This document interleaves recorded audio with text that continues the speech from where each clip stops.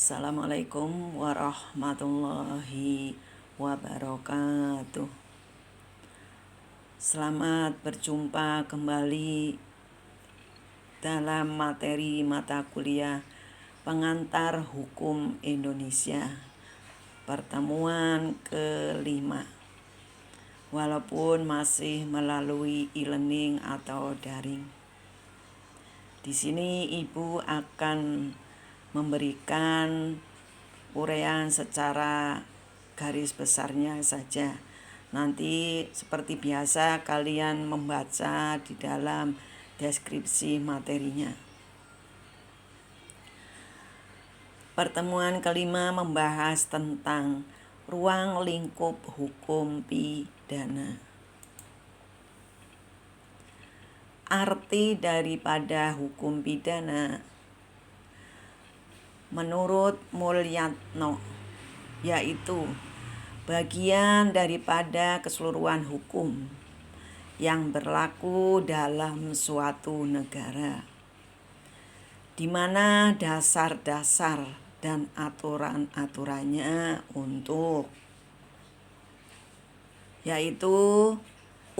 menentukan perbuatan-perbuatan yang tidak boleh dilakukan, dengan tentunya disertai ancaman pidana bagi siapa yang melanggarnya.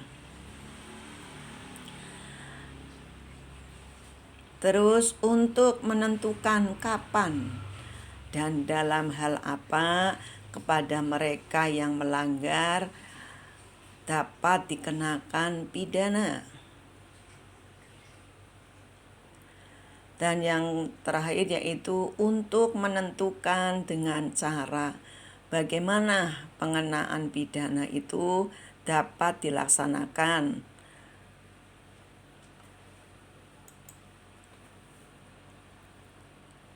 Itulah pengertian daripada hukum pidana menurut Mulyatno. Sekarang asas-asas hukum pidana, yaitu asas legalitas. Dalam bahasa Belandanya yaitu nullum dilectum nulla puna sein pravilia leg ponali.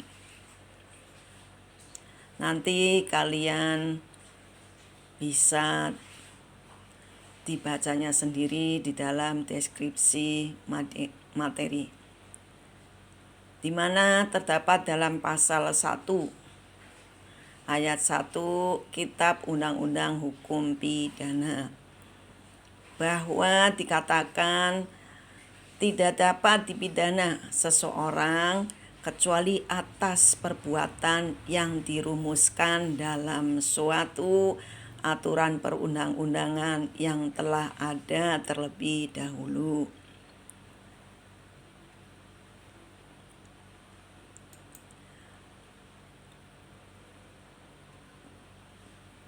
Dalam hal ini harus mengandung unsur. Jadi apabila seseorang melakukan pidana tetapi aturannya belum ada, maka orang tersebut tidak bisa dipidana. Ini asasnya yaitu nulla puna sein leg. Tiada pidana tanpa undang-undang. Jadi kalau undang-undangnya belum mengatur, maka tiada pidana. Nulla puna sein criminam. Tiada pidana tanpa perbuatan pidana. Kalau nggak ada perbuatan pidana, maka ya secara otomatis tidak akan dipidana. Nullum crimen sein puna leg. Tiada perbuatan pidana tanpa undang-undang pidana yang terlebih dulu ada. Ini hampir sama dengan yang tiada pidana tanpa undang-undang.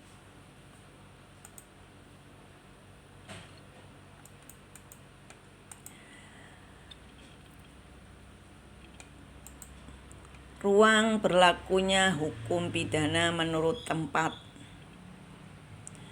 Teori tentang ruang lingkup berlakunya hukum pidana nasional menurut tempat terjadinya, yaitu perbuatan atau yurisdiksi hukum pidana nasional. Apabila ditinjau dari sudut negara ada dua pendapat, yaitu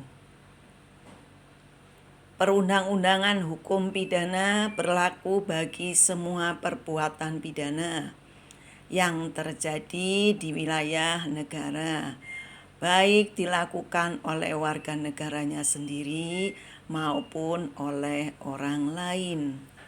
Ini masuk dalam asas teritorial.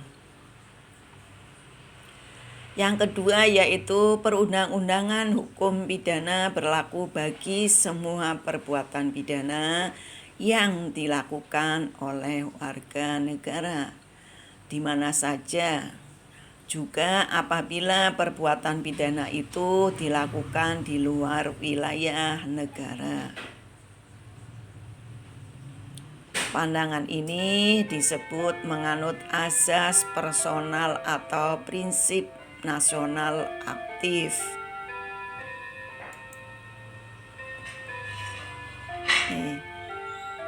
Di antara asas-asas hukum pidana menurut tempatnya: 1.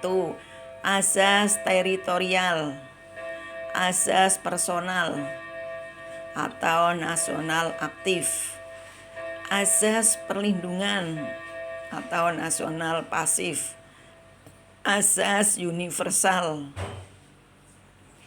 asas tidak ada hukuman tanpa kesalahan. Nanti kalian bisa dibaca satu persatu daripada asas-asas tersebut.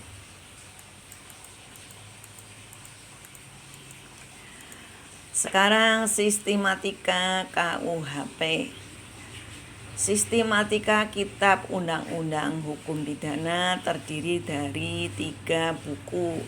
Kalau kemarin sistematika Kitab Undang-Undang Hukum Perdata terdiri dari 4 buku, yaitu buku pertama mengenai orang, kedua benda, ketiga perikatan, dan keempat pembuktian dan kadaluarsa. Sedangkan sistematika KUHP terdiri dari 3 buku, dan dari 3 buku tersebut ada 569 pasal. Buku ke-1 tentang aturan umum yang terdiri dari 9 bab, 103 pasal. Jadi mulai pasal 1 sampai pasal 103. Buku kedua tentang kejahatan yang terdiri dari 31 bab yang memuat 385 pasal, mulai pasal 104 sampai dengan pasal 488.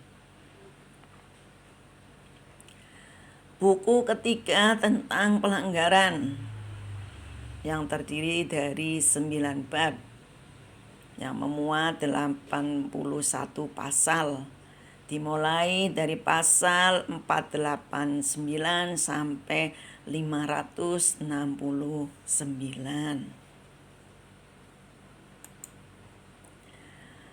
Aturan umum yang disebut dalam buku pertama yaitu bab 1 sampai bab 8 berlaku bagi buku kedua yaitu kejahatan, buku ketiga pelanggaran, dan aturan hukum pidana di luar KUHP, kecuali aturan di luar KUHP tersebut menentukan lain. Nanti kalian bisa membaca di dalam pasal 103 KUHP. Yang dimaksud aturan hukum pidana di luar KUHP yaitu delik-delik khusus di luar KUHP. Nanti ada kalian akan menerima mata kuliah delik-delik khusus di luar KUHP. Demikianlah secara garis besar materi mata kuliah pertemuan ke-5 ini, yaitu ruang lingkup hukum pidana. Selebihnya kalian bisa membaca di dalam deskripsi materinya. Karena ini materi mata kuliah pengantar hukum Indonesia hanya mengantarkan, jadi tidak secara rinci, hanya memperkenalkan bahwa ada mata kuliah hukum pidana tersendiri. Paling tidak kalian setelah membaca deskripsi materi sudah mengetahui dasar-dasar daripada ruang lingkup hukum pidana. Sekian, terima kasih. Wassalamualaikum warahmatullahi wabarakatuh.